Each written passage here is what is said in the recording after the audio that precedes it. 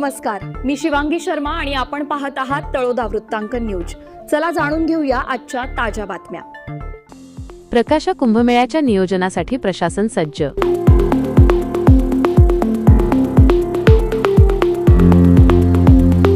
आमदार चंद्रकांत रघुवंशी यांच्या उपस्थितीत आढावा बैठक संपन्न।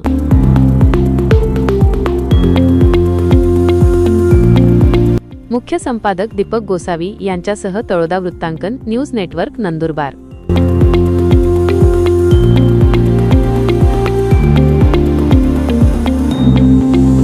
नमस्कार प्रेक्षकहो, शहादा तालुक्यातील दक्षिण काशी म्हणून प्रसिद्ध असलेल्या प्रकाशा येथे सन 2026 ते 27 मध्ये भरणाऱ्या कुंभमेळ्याच्या पूर्वतयारीसाठी जिल्हा प्रशासनाने कंबर कसली आहे। या सोहळ्याच्या पार्श्वभूमीवर आमदार चंद्रकांत रघुवंशी यांच्या अध्यक्षतेखाली जिल्हाधिकारी कार्यालयातील नियोजन भवन येथे सोमवारी 4 मे सायंकाळी महत्त्वाची आढावा बैठक पार पडली। या बैठकीत कुंभमेळ्याच्या नियोजनाचा प्राथमिक आराखडा आणि पायाभूत सुविधांच्या कामांबाबत सविस्तर चर्चा करण्यात आली। कुंभमेळ्यासाठी देशभरातून लाखो भाविक प्रकाशा नगरीत दाखल होत असतात। या गर्दीचे नियोजन करण्यासाठी रस्ते, पाणीपुरवठा आणि आरोग्य व्यवस्था चोख असणे गरजेचे आहे। या अनुषंगाने बैठकीत विविध विषयांवर चर्चा झाली। त्यामध्ये सार्वजनिक बांधकाम विभाग आणि जिल्हा परिषद बांधकाम विभागाने भाविकांच्या सोयीसाठी मुख्य रस्ते आणि अंतर्गत रस्त्यांच्या दुरुस्तीचा आराखडा सादर करण्याच्या सूचना देण्यात आल्या। पाणीपुरवठा विभाग आणि ग्रामपंचायत विभागाने पिण्याच्या पाण्याची सोय आणि तात्पुरत्या शौचालयांच्या उभारणीबाबत नियोजन करावे असे निर्देश देण्यात आले। गर्दीच्या काळात साथीचे आजार पसरू नयेत यासाठी जिल्हा आरोग्य विभागाने 24 तास वैद्यकीय पथके तैनात करण्याबाबत चर्चा झाली। या बैठकीचे महत्त्व लक्षात घेऊन जिल्हा नियोजन अधिकारी शशांक काळ यांनी सर्व विभागांच्या कार्यकारी अभियंत्यांना आणि प्रमुखांना स्वतः लक्ष घालण्याचे आदेश दिले होते।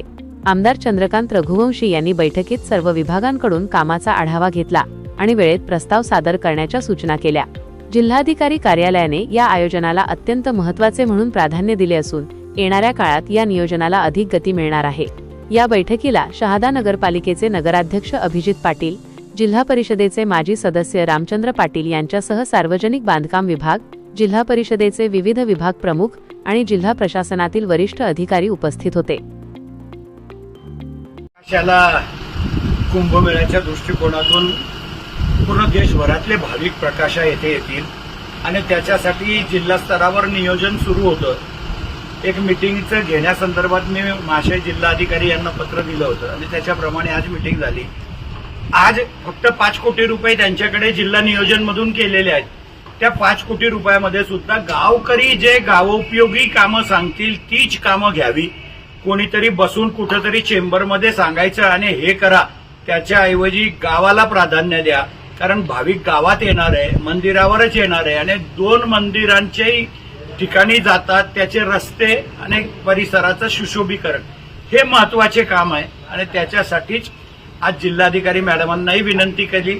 उद्या सकाळी अधिकारी जातील आणि गावकरी जे काम सुचवतील तीच कामं कुंभच्या याच्यामध्ये झाली पाहिजे।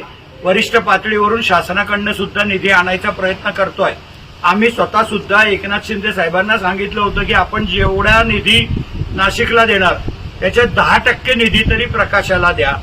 त्याचा आकडा बी फार मोठा होतो, तेवढे पैसे देणार नाहीत आपल्याला माहिती आहे, परंतु मागताना कधीही कमी पडायचं नाही, जास्तच मागायचे। मग जे येतील ते, पण प्रकाशाचं कुंभच्या निमित्तानं कायापालट झाला पाहिजे अशी आमची अपेक्षा आहे आणि ते पण गावकरी ठरवतील तीच कामं झाली पाहिजे।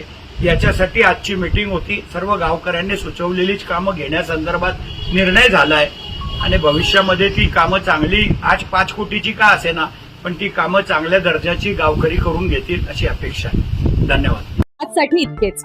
अशाच ताज्या आणि महत्त्वाच्या बातम्या पाहण्यासाठी आमच्या चॅनलला सबस्क्राईब करा। धन्यवाद।